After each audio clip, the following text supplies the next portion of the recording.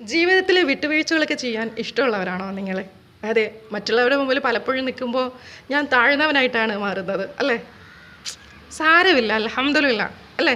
ഒരു വലിയ സദസ്സ്, ഒരു കല്യാണം ഒക്കെ വരുമ്പോഴത്തേക്ക് വീട്ടിലെ ഒരു റൂമിൽ നിന്നും മാറി മറ്റൊരു റൂമിലോട്ട് ഒതുങ്ങാനും അവർക്ക് വേണ്ടിയിട്ടെല്ലാം ചെയ്തു കൊടുക്കാനും ആതിഥ്യ മര്യാദ കാണിക്കാനും എല്ലാം ഉള്ളത് മതി, ഉള്ളതിൽ തൃപ്തിയാണെന്ന് പറഞ്ഞ് ഉള്ള ഒരു മനസ്സാണോ നിങ്ങളുടെ? അതാണ് എനിക്ക് ചോദിക്കാനുള്ളത്. ചില സമയങ്ങളിലൊക്കെ നമുക്ക് തോന്നും നമ്മളെ റൂഹിന് വലിയ വിലയൊന്നുമില്ല, നമ്മൾ ഒതുങ്ങപ്പെടുവാണ്, പോവാണ്, ഒറ്റപ്പെട്ടു പോവാണ്. ഞാൻ എൻ്റെ ജീവിതത്തിൽ പലരും എന്നെ കേൾക്കാനില്ല, ഒരുപാട് പേരുണ്ട്, പക്ഷെ എന്നെ കേൾക്കാൻ, എന്നെ ഒന്ന് മനസ്സിലാക്കാൻ, എൻ്റെ മനസ്സിനൊന്ന് അറിയാൻ ആരും തന്നെ ഇല്ല. ഒറ്റപ്പെടൽ, വിലയില്ലായ്മ, ഇതൊക്കെ കണ്ടിട്ട് വിഷമമൊന്നും പെടണ്ട കേട്ടോ. ഇതൊക്കെ അള്ളാഹുവിന് ഇഷ്ടപ്പെട്ടവർക്ക് മാത്രം അള്ളാഹു കൊടുക്കുന്ന പരീക്ഷണങ്ങളാണ്. 100 പേര് നിൽക്കുന്ന സദസ്സിൽ ഒറ്റയ്ക്കിരിക്കാൻ, അല്ലെങ്കിൽ പുറകെ വശത്താണോ നിങ്ങളെ സീറ്റായി പോയത്, വിഷമിക്കുകയൊന്നും വേണ്ട. നിങ്ങളെ അള്ളാഹു ശ്രദ്ധിക്കുന്നുണ്ട്. അതെ, മറ്റുള്ളവരെ നിങ്ങൾ ശ്രദ്ധിക്കുന്നോ ഇല്ലയോ, അതൊക്കെ അള്ളാഹുവിൻ്റെ സൃഷ്ടികളാണ്. സൃഷ്ടികളുടെ മുമ്പിൽ എന്തെങ്കിലും പരീക്ഷണത്തിൻ്റെ പേരിൽ നിങ്ങൾ ഒരിക്കലും വിഷമിക്കല്ലേ. അള്ളാഹു തന്നെ പറയുന്നുണ്ട്, എനിക്കിഷ്ടപ്പെടുന്നവരെ ഞാൻ ഇങ്ങനെയൊക്കെ ആയിരിക്കും പരീക്ഷിക്കാമെന്ന്. സോ നിങ്ങൾ ഒറ്റപ്പെട്ടു പോയി, നിങ്ങളെ മറ്റുള്ളവർ അവഗണിക്കുന്നു, ഞാൻ വിലയില്ലാത്ത ഒരാളാണോ എന്നൊക്കെ തോന്നുന്നുണ്ടെങ്കിൽ നിങ്ങൾ മനസ്സിലാക്കുക, അള്ളാഹുവിൻ്റെ മുമ്പിൽ നിങ്ങൾ ഭയങ്കര പൊളിയാണോ, നിങ്ങളെ അള്ളാഹുവിനെ ഇഷ്ടപ്പെടുന്നുണ്ട് എന്നുള്ള കാര്യം. സോ നമ്മളുടെ വാല്യൂ, നമ്മുടെ വില, നമ്മൾ ചെയ്യേണ്ട കാര്യങ്ങൾ, കർമ്മം, അത് നമ്മൾ ചെയ്തു പോവുക.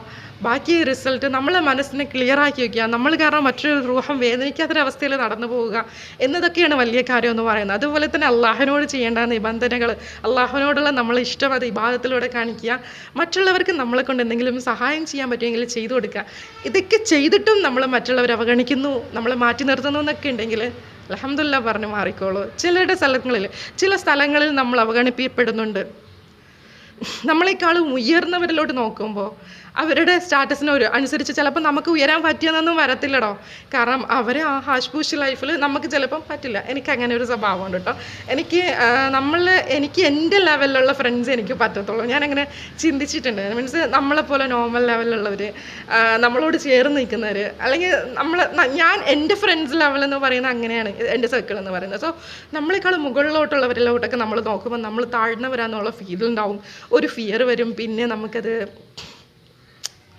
വേദനയായി മാറും. സോ നമുക്ക് എന്തിനാ അതിൻ്റെ ആവശ്യം? നമ്മളെ ഹബീബിനെ പഠിപ്പിച്ചിട്ടുണ്ട്, നമുക്ക് നമ്മളൊപ്പം നിൽക്കുന്നവരെ മതി, അല്ലെങ്കിൽ നമുക്ക് താഴെയുള്ളവരെ ചിന്തിച്ചുകൊണ്ട് നമുക്കുള്ള ഹൈറിൽ സന്തോഷം കണ്ടെത്തുന്ന മനസ്സ് മതി. അതേ നമുക്ക് എന്നും ഉണ്ടാവുള്ളൂ. നമ്മുടെ ചുറ്റുമുള്ള കാഴ്ചകളിൽ അൽഹംദുലില്ലാ കണ്ടെത്താൻ പറ്റണം. എന്താ പറയുക, ചിലരൊക്കെ പറയലുണ്ട്, ഞാൻ അങ്ങോട്ട് പോയി, ഞാൻ കാശ്മീരിൽ പോയി, അവിടെ പാകിസ്ഥാനിൽ പോയി, ഇവിടെ പോയി, ജർമ്മനിയിൽ പോയി, ലണ്ടനിൽ പോയി. എന്തിനാ? നിങ്ങളിൽ ഉള്ളത് കൊണ്ട് നിങ്ങൾ യാത്ര ചെയ്യാൻ പഠിക്കുമോ? നിങ്ങൾക്ക് ചിലപ്പോൾ നിങ്ങളുടെ നാട്ടിൽ തന്നെ ഒരു